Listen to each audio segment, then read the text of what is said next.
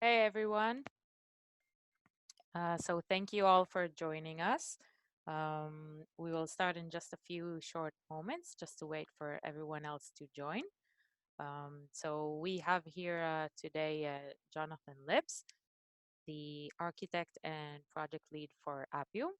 Jonathan, are you with us? Yes, I'm here. Karen, can you hear me?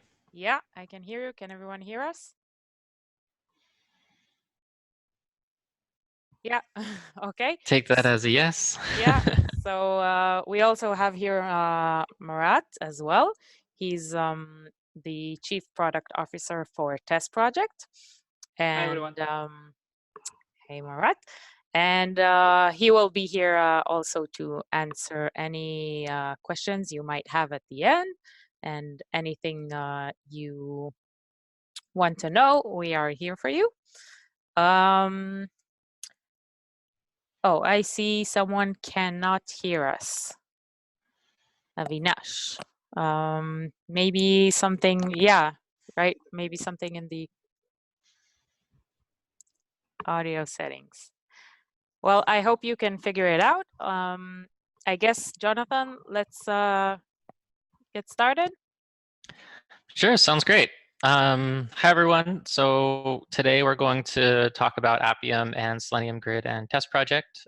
Interesting set of topics here to cover. So welcome to the webinar. And it's going to be pretty informal. I have some slides, and then I have some live demos, which involve running a bunch of different things in code and in the terminal and whatnot. So hopefully you'll be able to follow along. And if not, we'll follow up with a post explaining all of the code and the commands in more detail later on.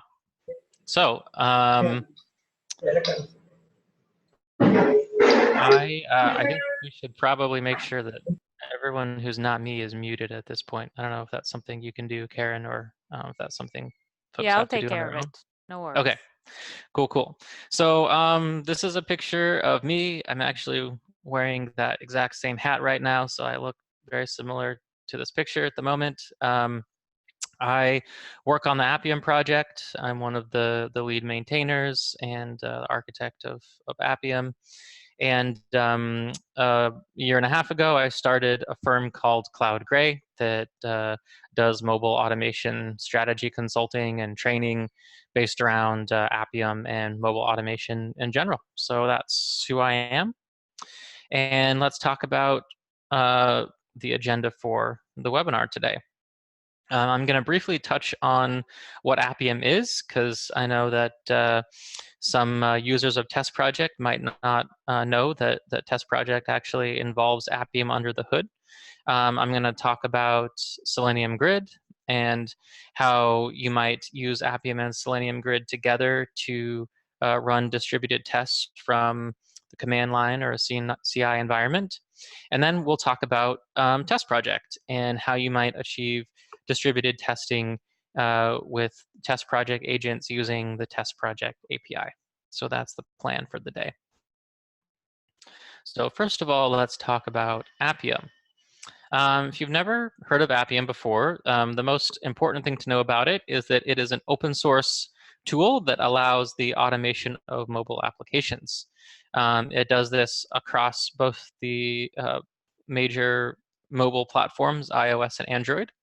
Although there are other platforms that Appium supports that go beyond mobile, for example, Mac desktop or Windows desktop, even some TV platforms. Samsung's Tizen operating system has an Appium driver. So you can do a lot with Appium, but by and large, what people use it for is automating mobile applications, usually for the purpose of testing. It's important to say, though, that Appium itself is not a test framework. It's just an automation library. So you use it in your own code to make things happen on mobile devices, but it's not a test framework per se. You use it in conjunction with your own test runner and your own, test suite and test framework. You just mix it into whatever other code you want. Appium is kind of interesting in that it doesn't implement a lot of the fundamental automation technologies itself, because these technologies already exist in the form of automation libraries that are provided by the mobile device and operating system developers like Apple and Google. So Apple and Google both produce automation technologies for iOS and Android. And all that Appium does is translate between those automation technologies and something called the Selenium WebDriver API. If you've never heard of Selenium before, it is a tool that allows the automation of web browsers. And it has a standard API known as WebDriver. So we started Appium with the idea of making mobile automation as easy and accessible as Selenium browser automation.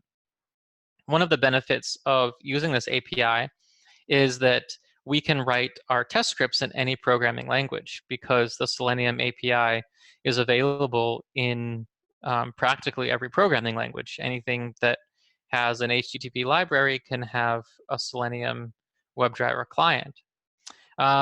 Because Appium is really just an automation tool, it's not a test framework, it doesn't impose anything on you in terms of how you use it. It's possible to use it with any test framework or any CI system, so it's completely flexible in terms of getting it involved in your own code CI pipeline. And lastly, Appium has a huge community, being an open source project, of people that know about iOS automation and Android automation and how to use Appium to accomplish those things. And so there's a lot of great knowledge and experience that resides in the open source community, and people are very happy to share their knowledge and experience. So it makes getting started with Appium a bit easier than with some alternatives. All right. So if you're wondering what an Appium script might look like, I have a little video here. Let's see if I can play it. Oh, do I need to click on it? Well, this is supposed to be a video that plays. Anyway, you'll see it in operation later. Basically, it just looks like a human being using the app, and it's just run by code instead of run by a person's actual fingers. So if you're wondering what the code would look like to actually automate an Appium test, it looks like this, at least in Java. Basically, what you do is you create an instance of something called a driver, which is just an object that represents the automation capabilities. And what we do with the driver is we instantiate a new automation session. So that's what I'm doing here in the line that says driver equals a new Android driver.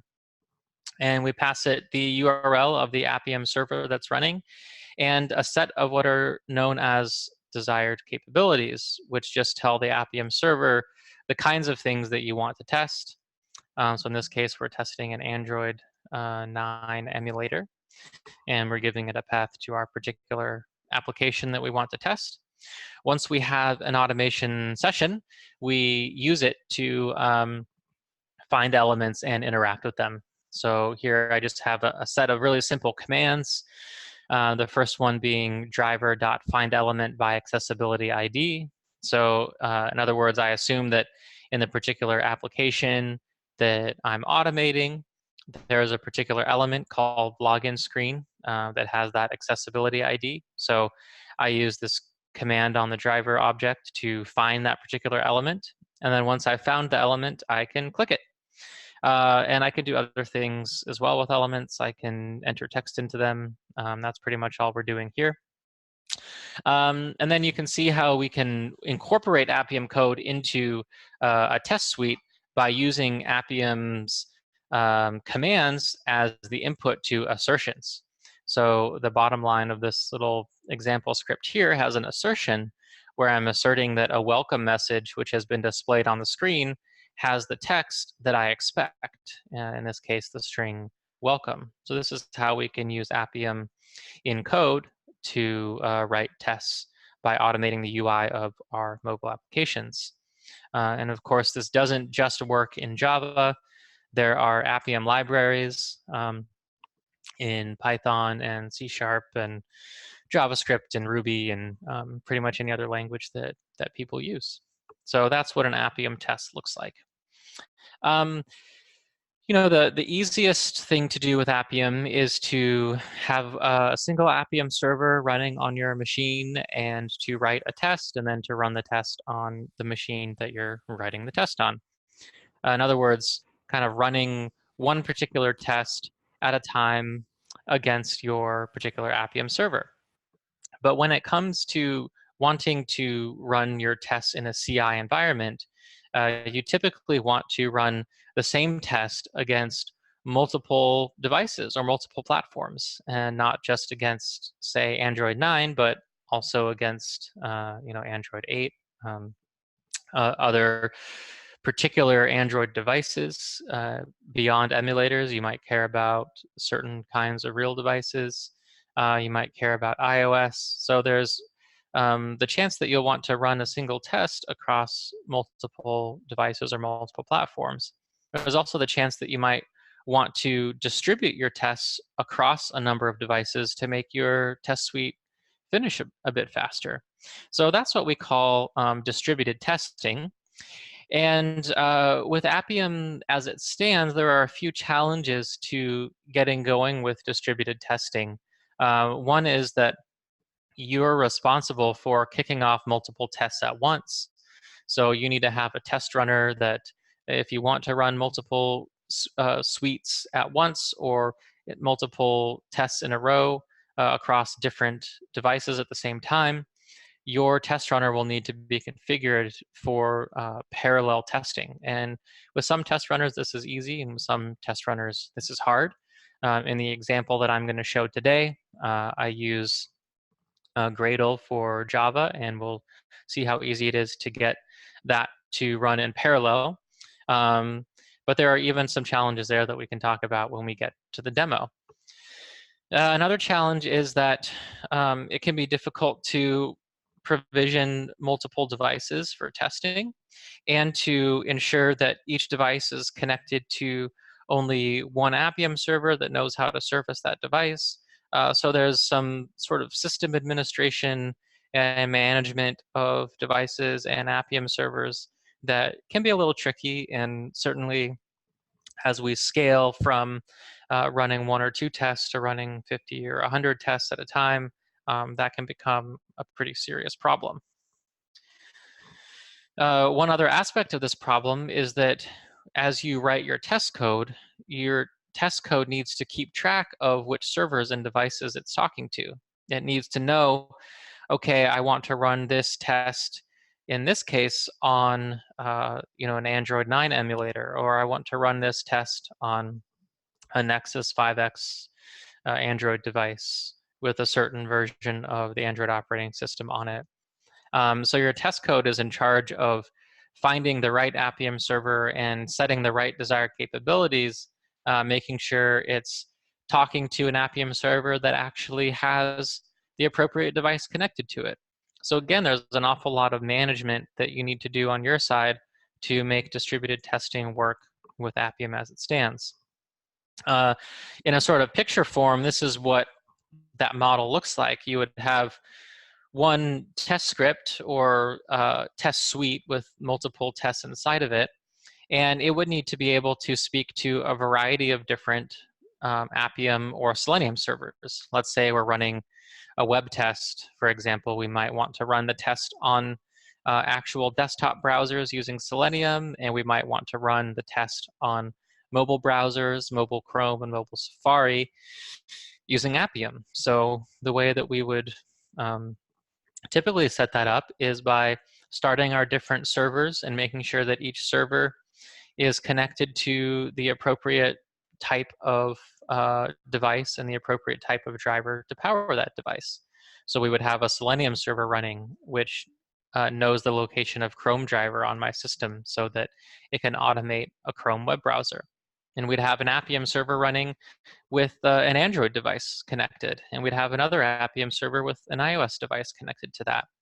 And our test script would be responsible for knowing which server it needs to contact in order to run a particular test. So this is an architecture that works, but you can imagine that as you scale the number of servers or the number of device nodes in this graph, the test script has to do more and more work. And imagine further that we might have multiple test scripts from multiple teams all trying to work with the same servers. Now we need some kind of node management software to make sure that we're not trying to reuse the same server or the same device while a test is already in progress on it. So this can be a fairly limited model once we get beyond 2 or 3 nodes. So one great open source solution to this problem with Appium is something called Selenium Grid. Now, Selenium Grid is a project that's not developed by the Appium team, as you might suspect from the name. It's actually developed by the Selenium project. And it was designed as a Selenium server load balancer. In other words, a single endpoint for test scripts to contact that then keeps track of the status of various remote nodes that are connected and knows which nodes have which capabilities. And so when a request comes in for a new session from your test script, the Selenium Grid can send that test request for a new session to an appropriate node. So it can forward on the request to an appropriate node based on its capabilities, based on whether the node is available or in use by some other session. And this is great because it means that your test script can actually just speak to the Selenium Grid server as a single endpoint and not have to worry about all of the individual nodes and their capabilities and whether or not they're available. So this is one of the huge benefits of Appium being built around the WebDriver protocol, is that we can actually have Appium servers act as nodes for a Selenium Grid. Even though Selenium Grid isn't developed with any particular knowledge of Appium, all it cares about is nodes that speak the WebDriver protocol. Because Appium was architected in a way that mirrors the Selenium WebDriver API, we can use Appium servers as Selenium Grid nodes without any extra work. So using Selenium Grid, our little distributed test architecture looks something like this, where our test script now has only one connection that it needs to know about, which is between itself and the Selenium Grid server, which we call the Selenium Grid Hub. And then the Selenium Grid Hub is connected to any number of different nodes, whether they're Appium nodes or Selenium nodes, and we call these grid nodes. So the Selenium Grid software keeps track of the status and the capabilities of each of the individual nodes so that your test script doesn't have to worry about that. It's also great because this is very easily scalable in a horizontal direction. We can add or remove nodes at any time without affecting the overall health of the grid, as long as a node isn't in the middle of executing a test.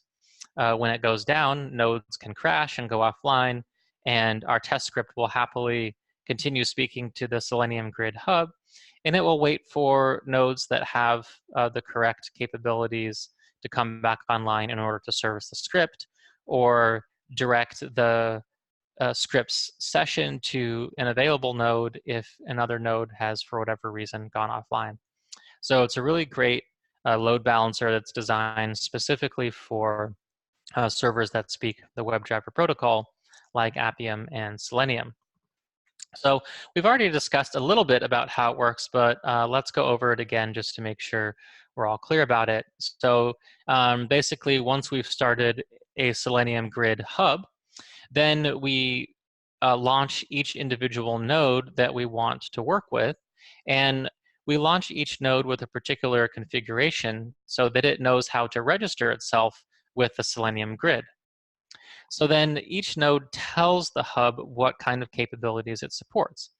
It does this using something called a node config.json file. It's just a file that has various configuration keys and values. And when a node comes online, it reads from a node config.json file, and as it contacts the hub to let it know that it's alive and ready for tests, it sends the hub the particular values that it found in its node config.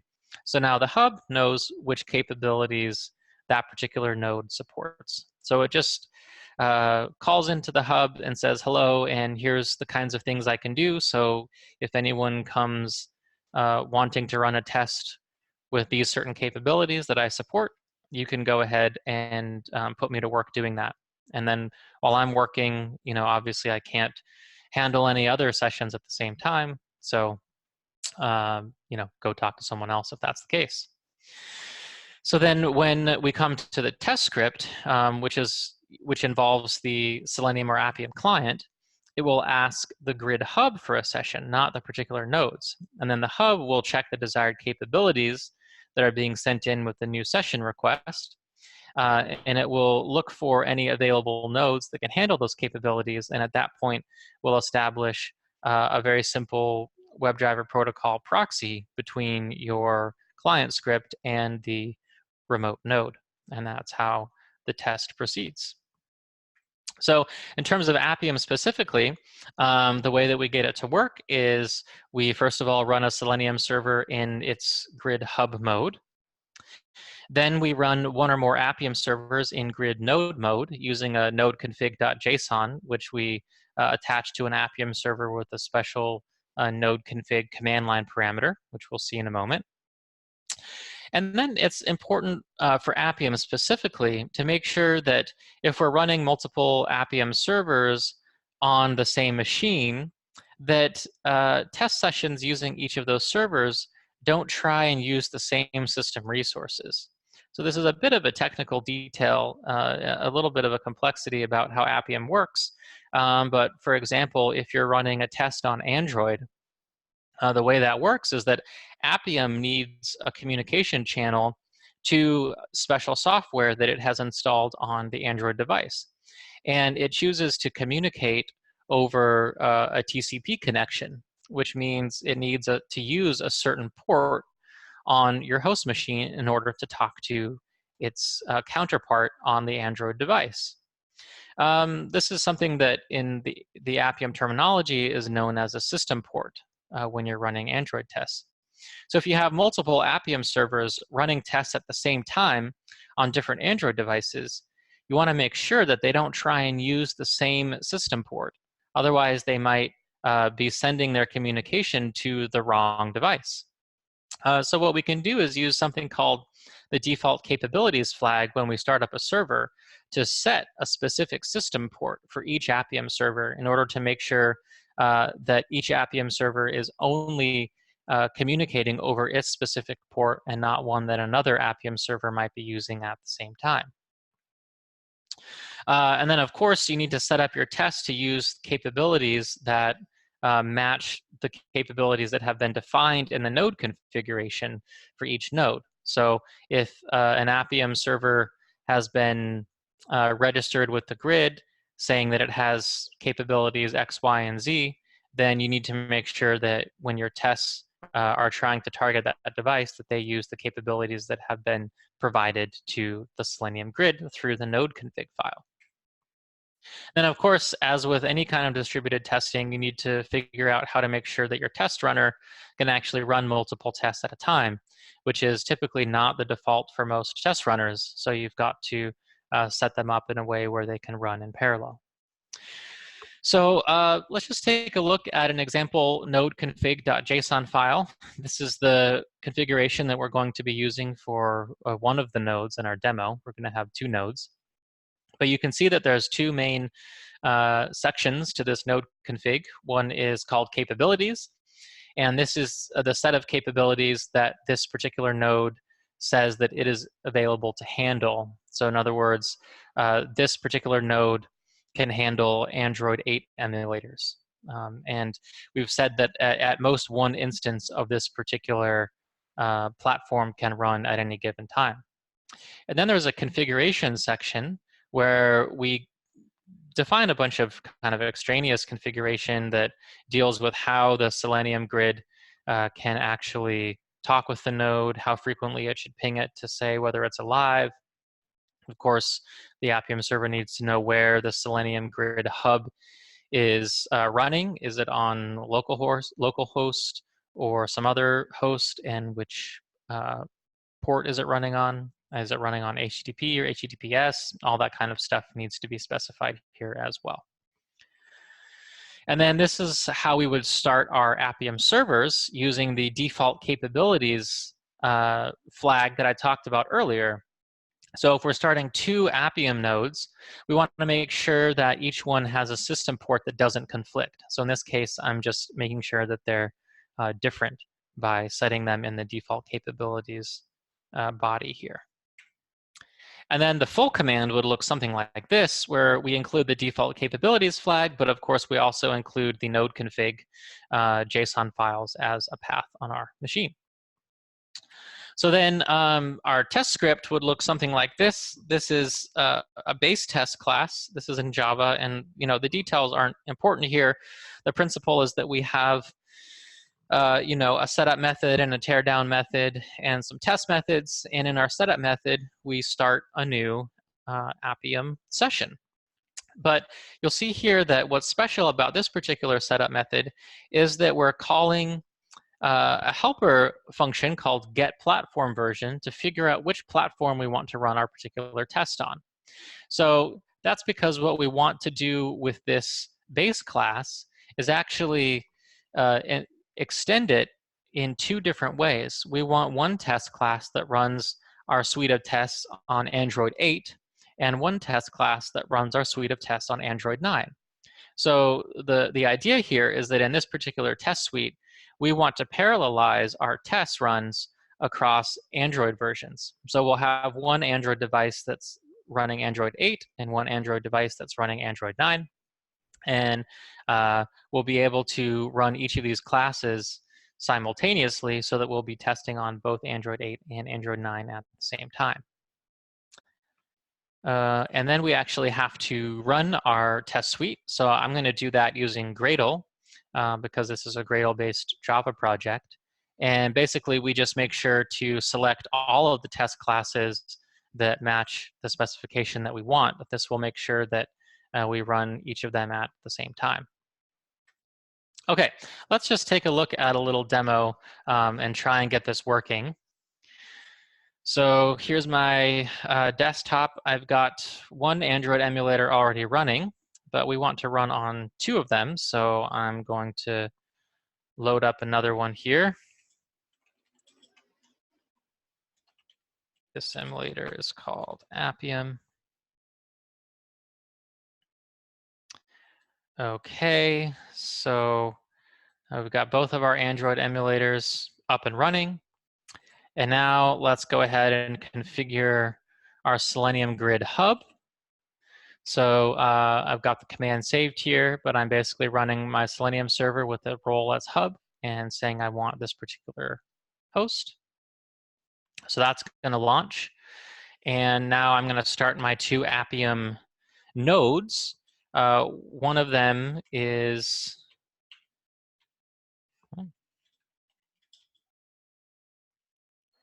I'm going to run on port 4733, and I'm going to pass a certain node configuration and certain default capabilities, namely a particular system port of 8205 in this case. So that's my first Appium server. And then I'm going to run another one on port 4723 with a different node config file. You can see that the first one was node config _2, and this one is node config _1.json, and we're going to run on a different system port. So once I've launched these 2 Appium servers, we can see that up in the Selenium Grid log here, we've discovered that indeed 2 new nodes have been registered on the particular host and port that are appropriate.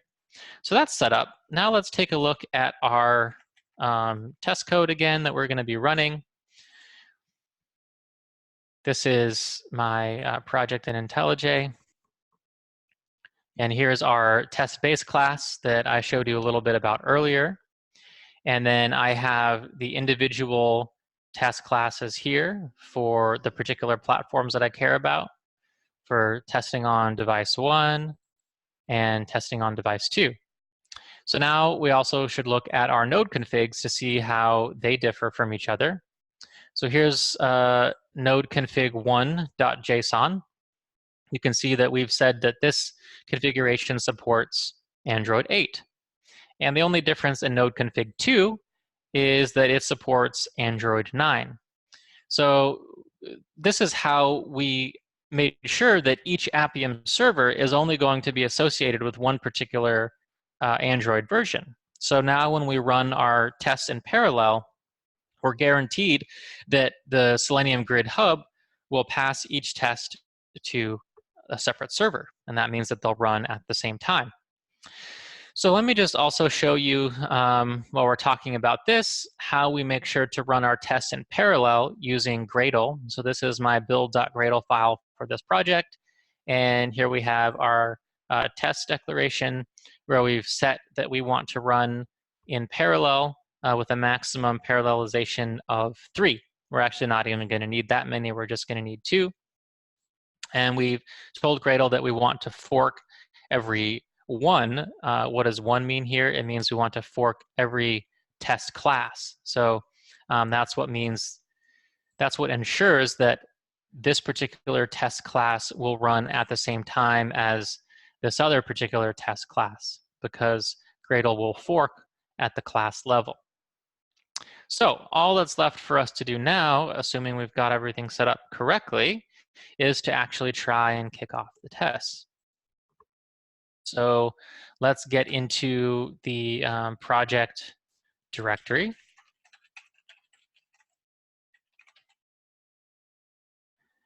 And here it is.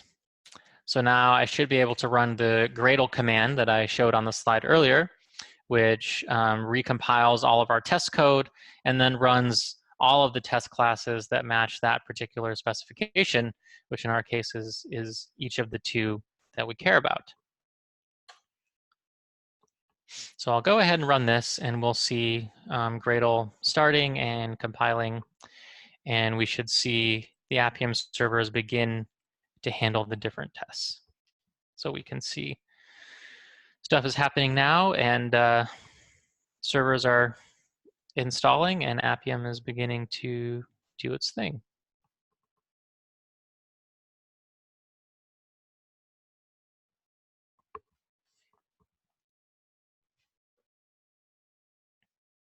So it takes some time, obviously. And so the way that the Selenium Grid server worked, it needed to handle the new session request for one particular test first before it could handle a new request. So but we're seeing each of these operating at the same time now. So that was one test that completed on this particular device, and then our other device is now active as well.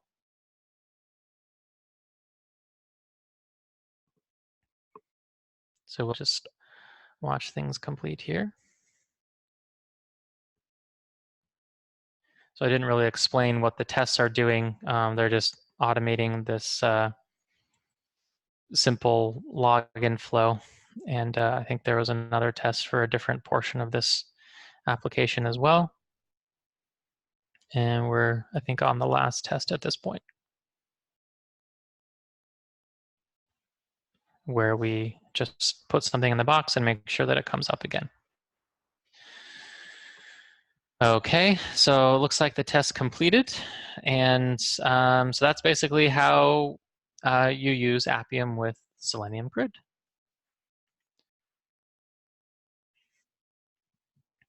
Okay, now let's talk a little bit about TestProject, which is a cool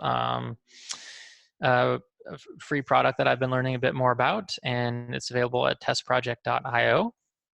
So what it is, if you've never heard of it before, it's a free online test authoring tool that also enables you to run the tests that you've authored using their UI.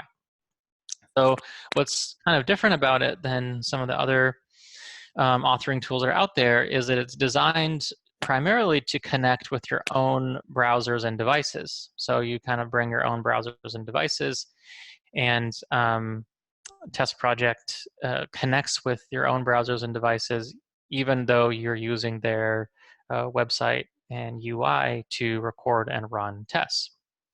So it's actually built on top of Selenium and Appium for browser and mobile app testing, which I think is pretty great as technology choices, of course. And it's designed primarily for people that want to use the UI to navigate through their application manually and then kind of record tests that way. Although they do have an extensive API, which you can call from code. And what's pretty cool also is they have a custom extension library. So if there's something that you're not able to do using their point and click interface, or a Selenium or Appium command that's not currently supported, or an integration with a third-party service, you can actually write extensions for the TestProject UI and share them with other folks in an extension marketplace. So that's pretty cool. So the first time I took a look at TestProject, I realized there are different words that I needed to learn in order to fully understand the way things work for them. So I thought I'd share that with you. First of all, they have something called an agent, which is basically software that you download and that runs on your machine and acts as the bridge between your devices and the TestProject application. So it's what allows you to use their website to record and run tests that then actually interface with your devices that you have locally. So the agent is basically the bridge between them, and it contains all of the software that's necessary for automation, including Selenium and Appium and things like that. So they have the concept of something called a project, which is basically just a container for all of the tests that are associated with a particular application. At least that's how I would use it, basically one project per app. Then, of course, you can have multiple tests, and each test is a set of action steps taken on a particular app. And of course, when you record a test, you record it on a particular device. All of the steps can then be run or replayed on a variety of other devices. There's also something called a job, which is kind of an arbitrary grouping of tests that you can link together. So you could have, your smoke tests or your regression tests. You can just pull any grouping of tests together, and then you can associate them with a particular agent and device so that with one click you can run that particular job. And a run of a particular job in their API is called an execution. So that's a little bit about TestProject in general. In terms of how you do distributed testing with TestProject, so the kind of thing that we just showed how to do with Selenium Grid. TestProject itself is designed more around point and click test runs, so not around running things from the command line. So, obviously, if you have a mouse and some fingers, you can associate jobs with different agents and just click the run button for each job and start them off. And there's nothing to keep you from running them in parallel. So I could start one job and then another. And that's sort of the most basic way to do distributed testing with TestProject. If you want to run in kind of a CI scenario where you don't have a human being who can be there to click buttons, or you want to run with more flexibility of associating certain jobs with different agents than the default or things like that, they have a very extensive API that allows you to write code to automate all of these processes, the processes of starting jobs or starting jobs on a particular agent, things like that. So that's what we're actually going to look at in a moment with the demo, but a little bit more about the API. Basically, it allows for, among a lot of other things, execution of jobs on arbitrary agents and devices as part of the CI pipeline. And it's also possible to run API calls in the context of a larger program that is that does support parallel distributed testing. So, for example, if you are writing some Java code, you could split API calls into multiple threads, and then basically as many threads as you have, that's how many jobs you can be running at the same time. And thank you for the red marks, everybody. Very, very pretty. So here's how it works. Basically, you create your tests using the TestProject UI, and then associate them as many tests as you want with a particular job. And then you can use the API to get your job ID, as well as a list of any running agents which are available to run that job. And then you can use the API in code to start those jobs simultaneously. Once a job is started, then we have to pull the API for the status of the job, because the job might take several minutes to execute. But once the jobs are finished, the status that will come back will be something like passed or failed or errored or whatever. And then in our own test code, we can assert that the execution state is passed if we want to, say, run this in CI. So here's an example of how we might do this in code. This is a little class I developed called TestProject Job Runner. I basically built a small API client for the TestProject API. I'm happy to share the code. It's really not a full-featured client. It's just kind of something that I hacked together for this demo. But what we're doing here is we're basically initializing the API client, using the API to get a list of all the running agents, getting the project that we care about for our application, getting the job that we want to run for that project. So remember, a job is a list of tests, basically. And then simultaneously, we can run that job across all the different agents that are connected. So that's what's going on here with this executor service. This is just a way of running things in parallel in Java. The details here aren't super important. But basically, the next thing to look at is the last for loop, where we wait on each of the executions and assert that their status ends up being passed, and that means that we had a passing test. So let's take a look at how this might work. I will first of all very briefly show you the TestProject site. So here's my project for my application, and here's a couple tests that I've developed. I'm not going to record a test right now, but I'll show you what the interface looks like that displays the test steps. So here are all the test steps that I recorded when I created my test. This is the same simple login test that I was showing you earlier with Appium.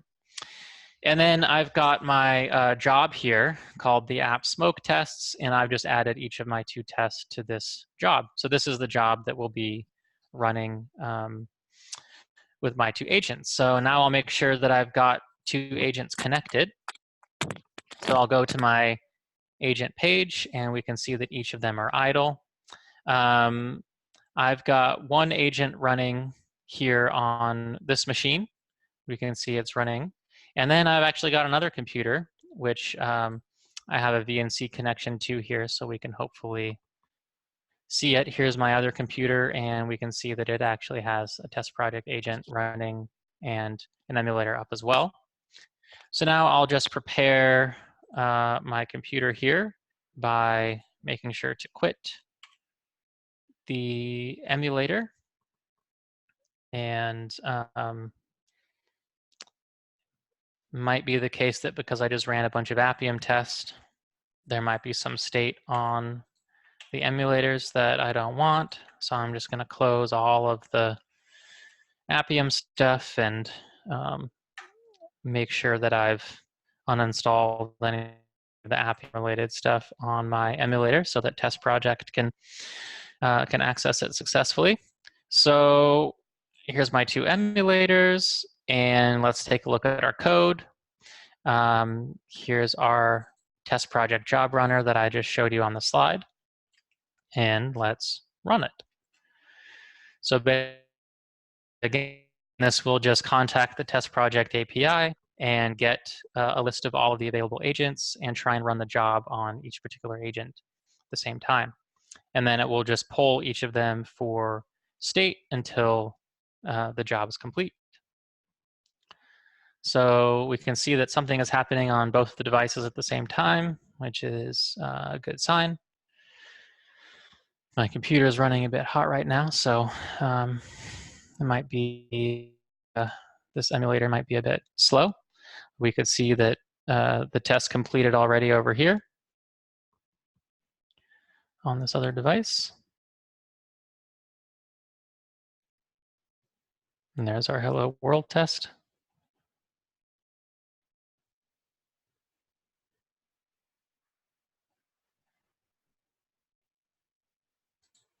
And we continue to poll for the state over here. It looks like one of the tests has completed because we're now only polling for one execution ID. So we'll just wait for that to finish. It looks like something might be hung up on this one because it hasn't gone to the last step of the test, which is to quit the app. So I don't know if it lost connection to the device or what, but we'll make sure in the post to follow up with code that will make sure to work in case there's any problems. But basically, this is how you use the TestProject API to run as many jobs and therefore as many tests as you want across multiple agents at the same time in parallel. So with that, I'm done with the portion of the presentation that I had planned. So wanted to make sure to leave a few minutes for folks to ask questions, and for me, but also for Marat, who's here from TestProject and is certainly an expert on their platform, as I've really only just begun to dig into things and play with it myself. So Karen, I'll let you, orchestrate this Q&A time however seems best to you. Sure. So thank you very much, Jonathan. That was great. And I see we have a lot of questions in the chat. So I guess we should just scroll back to the top. Jonathan, can you see them? I can't. Would you mind just reading some off to me, and then I'll answer as we go? Sure. So just a sec. We have Avinash with the first question. Oh, no. We have one question. I have a question, please. If in case I want to pass multiple nodes IP address to start the Appium server through code to achieve parallel execution, how to achieve it? Currently, I can pass only one IP address while initiating the driver.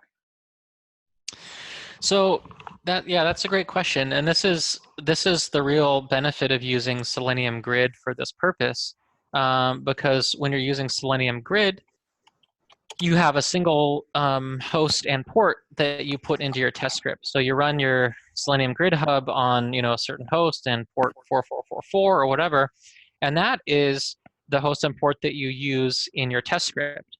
And then you just make sure that each of your Appium servers registers with the Selenium Grid hub so that it knows how to use them. And it doesn't really matter what host and port you start those Appium servers on, so long as they don't conflict, because the Selenium Grid hub then knows where they live, and your test script doesn't need to. So that's how you can access multiple nodes using just one host and port in your test script.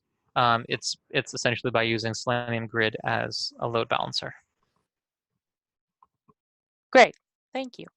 I have another question here. This one's about TestProject. I'm a newbie and I'm very interested to learn this.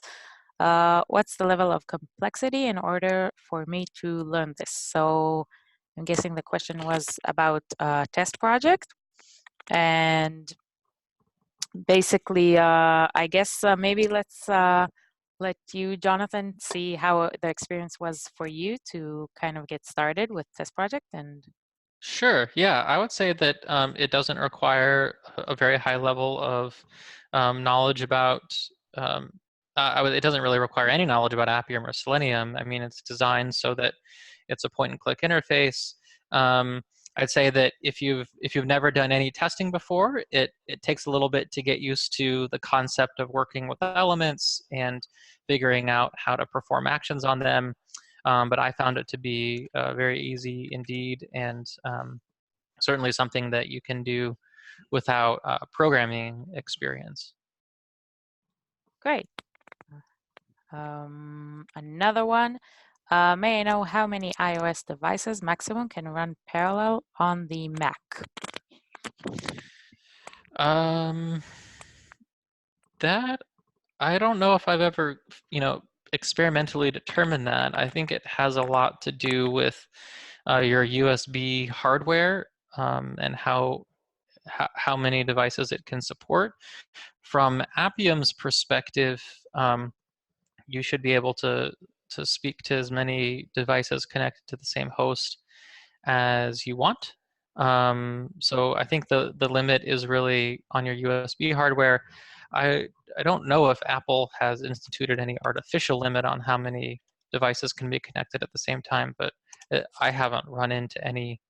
But there's also factors like how much CPU and memory do you need to run tests on a particular device, and so how many of those, as you multiply that by the number of devices you have, do you run out of system resources, that kind of thing. But if you're talking about a Mac, I think it's just how many USB slots do you have, and can it support all of those devices? Great. So next one. Is TestProject a record and playback tool with code captured in the backend during recording by any chance? Maybe Marat is Yeah, a perhaps good candidate. I can answer this one. Well, we do capture something that we call like a custom code eventually, but we also have a feature that allows you to export your recorded tests into a language of your choice, so that you can actually continue and enhance your tests later on with pure Selenium and Appium code, if you like. Got it. That's great. Great. I have 20 tests. Is it possible to distribute 10 tests in one device and the next 10 tests in another device using Selenium Grid? Yes, it's totally possible. Basically, what you would need in order to do that is a way of separating out your tests so that your runner knows which ones to execute simultaneously. But let's just say, for example, that you don't really care about which devices your test runs on. So, like in my example, I had an Android 9 and an Android 8, and let's say that didn't matter. We just had two of the same kind of device, and we just had 20 tests, and we wanted to run, 10 on one and 10 on the other. Just connect both of those devices to the machine, connect two Appium nodes to Selenium Grid with the same set of capabilities, and then make sure that your test runner parallelizes at the individual test method level. And then Selenium Grid will automatically handle each individual test, and it will give it to the freely available device. So you'll basically just work through each test in your test suite, and it will get handed to the device that is next available, and the other ones should be queued. Obviously, it'd be most helpful for your test runner to run at a maximum thread count of 2, so that you're not, queuing up too many sessions at a time on the Selenium Grid server. Thank you, Jonathan. Perhaps I will answer next question from Ivan. He's asking if do he has to export the point-and-click tests in code to run parallel testing for Selenium Grid and Appium, or will TestProject support it on the point-and-click interface? So whatever is being exported by TestProject is actually being coded using our SDK, and hence needs to be executed against the TestProject platform. But in order to schedule different jobs or test execution on different agents, which is actually allowing you to create this concurrency, we have the UI interface that you can configure there a specific target for each of these jobs. And this way you can actually execute several jobs at the same time on different devices. Yeah, that's a good point. I would say that if you're using TestProject for recording and running, it's probably simpler to just either use their API or use their UI to do the parallel runs, rather than trying to kind of eject out of the framework and get the generated code and run it on your own Appium and Selenium Grid. But my understanding, though, Murat, is that if you really wanted to take the generated code and run it on your own, you could kind of bring the TestProject SDK with you and do that as well. Is that right? Exactly. So basically what happens is once the code is generated and you actually continue developing it, you can then back upload it into TestProject and still execute it, even though it became now not a recorded test, but a coded test. Makes sense. Okay. Yeah. So the next question is, do we get an immediate support for latest OS releases on TestProject? So we do not usually release any betas until they actually test it out. But specifically, for example, if we are talking about mobile devices, we just recently released the support for iOS 12.3, which is quite new. And we're constantly working on it. So once iOS 13 will be released, we will be there as soon as possible. And we are doing basically this for you. You don't have to do anything. You just get it with the update of the agent that just pops up and saying to you that there's an update developed. Right, and presumably you're responsible for updating your own devices to the new operating system versions to actually test on them. As a user, I would be responsible for making sure that my device had iOS 12.3 on it. Yep. So the next one is here from Julian Paul. In remote setup, test suits in location A and agent is installed location B with devices connected. When location A test communicates with location B agent to run the test on the device, is the tunnel secure? Agents actually do not communicate one with another when running the tests. So your test can actually, your application, your testing can do it. If, for example, you're testing some kind of a calling application or a dual-way communication application. But agents communicate only with our servers and securely, of course. They never communicate one with another. Makes sense. Yeah. Next one is running two jobs in Jenkins versus Selenium Grid. What is better? Well, I wouldn't say that those are not conflicting options. I think that Selenium Grid is about load balancing Appium sessions or Selenium sessions, and Jenkins is about having a CI server that can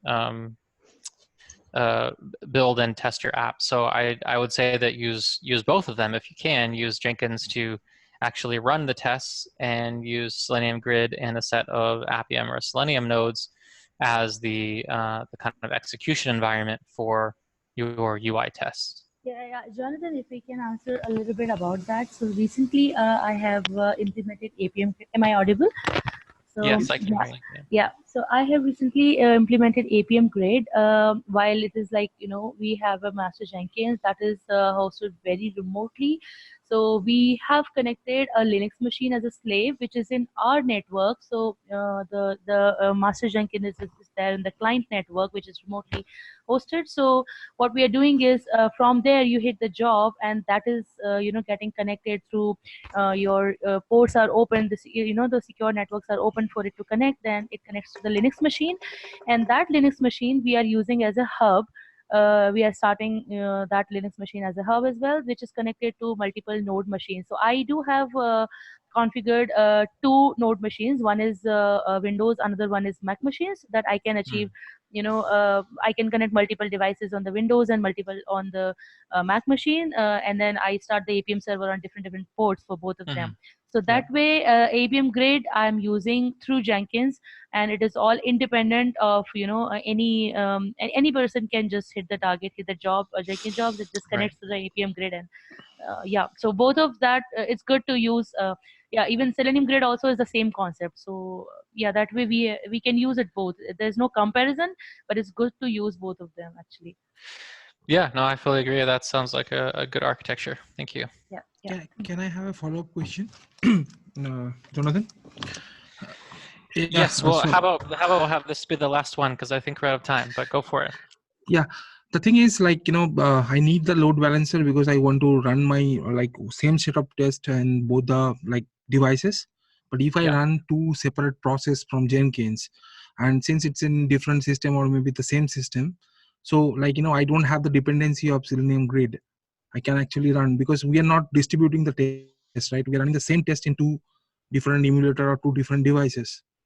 So that way, like, I don't have a dependency of any another like hub. So individually it will execute, right, to process. So just like, want to understand. Yeah, so you don't have to use Selenium Grid. If you want, you can just have your two Appium servers or the single Appium server handling multiple tests from within one test. But if you do have multiple Appium servers, it's back to the model that I was showing. Yeah. Here, where your test script needs to select different host and port for each server. So you'll have to have that as some kind of configuration parameter so that when you run a particular instance of your test, like in Gradle or whatever, you pass in a flag that says which Appium server port you want to use. Okay. So that would just need to be a test script configuration variable or something like that. Okay, got it. Yeah, thank you. It answers my query. Great. Welcome. Excellent. All right. Well, if I have a last slide here, if I have anything else after questions. No, that's it. Yeah. So thanks for me. I'll let Karen say any other words she wants. And if you care about Appium in general, there's a great newsletter. I think it's great because I write it, so I have to. It's called Appium Pro, appiumpro.com. So check that out if you haven't already. And Karen, I'll let you close things out. Yeah, so first of all, thank you very much, Jonathan. It was really a pleasure, and I hope you all enjoyed it. And first of all, Marat is able to stay. For everyone else who wants to continue ask any questions, will still be here. And anyone who wants to try out TestProject, it's free. So I encourage you all to try it out.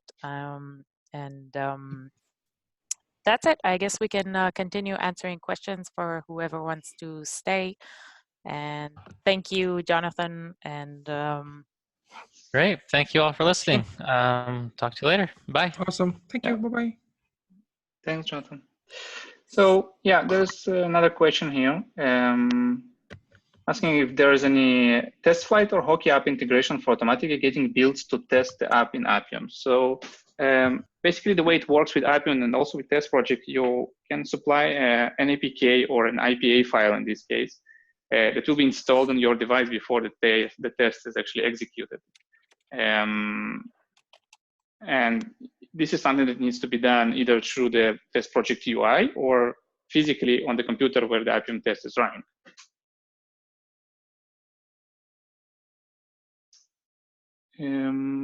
Right, there's another one here about developers who say that it takes about 2 to 3 hours for them to generate an IPA for us to test. What could be the reason for this? While Android developers takes only 15 to 20 minutes. Well, Apple infrastructure is a bit more complicated, and any application needs to be provisioned for a specific device whenever it's being compiled and deployed. In some cases, staging and testing builds are much larger in Apple because on the symbols are actually included in the IPA file and can be quite large. Like for example, 200 megabytes for comparison with an Android application can be only 10, 15 megabytes. And perhaps this is the reason in most cases it might take more time. It's just that the process is a little bit more complex. Another question here is whether we can run TestProject agent on multiple Docker containers with the same VM. Well, at this point, the operating systems where you can install the agent we support are pure Linux, Windows, and Mac machines. You can try preparing a Docker configuration, but we don't have official Docker builds. So it's something you can do on your own. But you can install only one agent per operating system. So in any case, you will definitely need several Dockers in order to run several agents on the same virtual machine.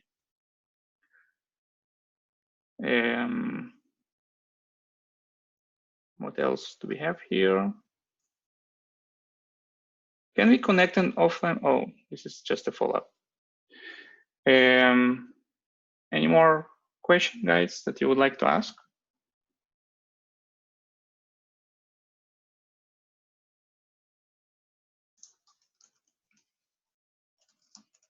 Can you hear me?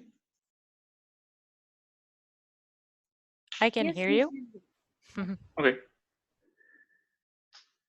Yeah, there are plenty of videos on YouTube that demonstrate how TestProject works, the recording capabilities, the SDK that we got, the external API that Jonathan was using in order to integrate with his application he developed. Also got a Jenkins plugin that can be incorporated into your continuous integration, continuous delivery pipelines. And we will, of course, try to compile all the answers that were provided here in some place where this video will be published eventually. Yeah, so thank you very much, Marat. And we thank again Jonathan, and thank you all for joining us. As I mentioned, you can all download TestProject for free, and we are always here. We can connect offline at any time. And I guess we'll see you at the next webinar. Thank you all. Oh, I see one last question. Emulators versus real devices. How accurate or valid is it to test on emulators? Yeah, I will answer this one perhaps. Well, emulators are usually a bit slower than real devices, although 99% of the features that can be tested on a real device can be tested on an emulator as well. Some things needs to be mocked, like location, for example, but it's up to you. If your application somehow relies on a specific hardware, you should definitely be using a real device. If it's more like a logical test, then perhaps you can stay with an emulator and, of course, reduce the costs. There was some other question here. Yeah, I think Alexi said... that I missed. Alexi, would you like to ask it right now?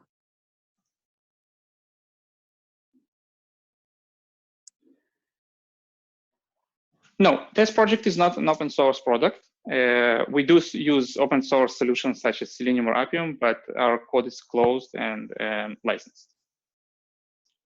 On the other hand, it's completely free.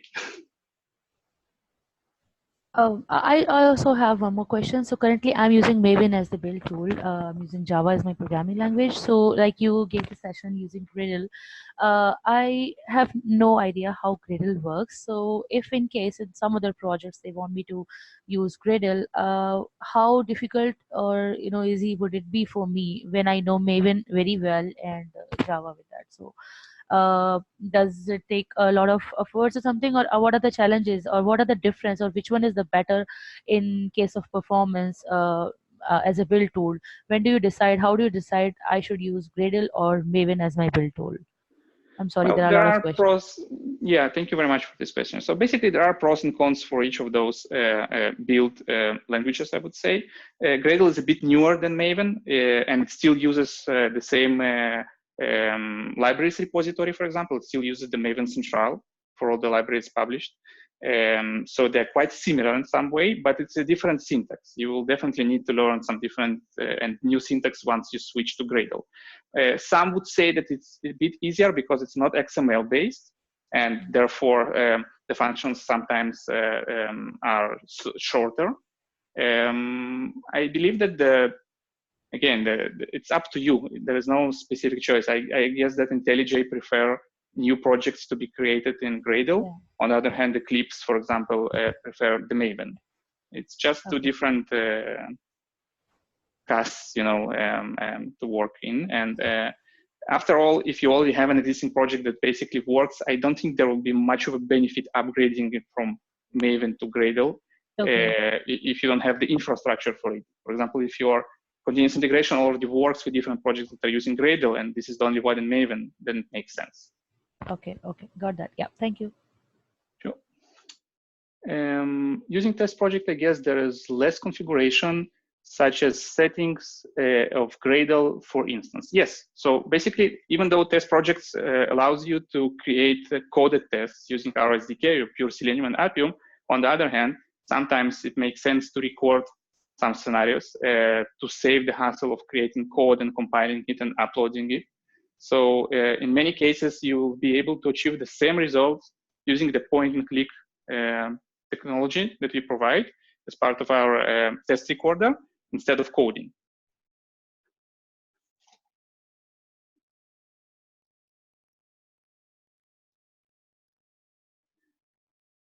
What is the pricing model?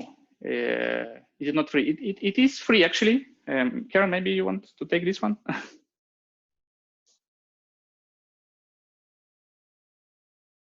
Karen?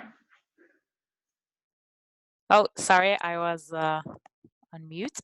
Yeah, so basically it is free. We have a free plan forever, which enables you to have up to 5 agents for free.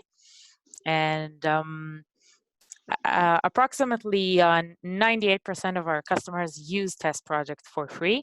So you really get all of the benefits of TestProject for free, which is really great.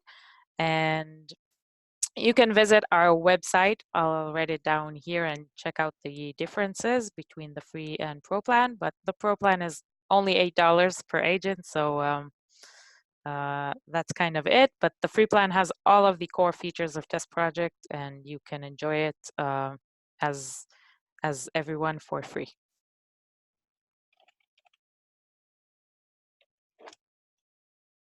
This is the website. I wrote it down for you. Does anyone have any further questions? Okay, great. So thank you again. Yeah, sure. Just go to the website, get your free demo. Sure. So thank you very much. Have a great day, and we'll see you at the next webinar. Bye, everyone. Thanks. Bye-bye. Thank you.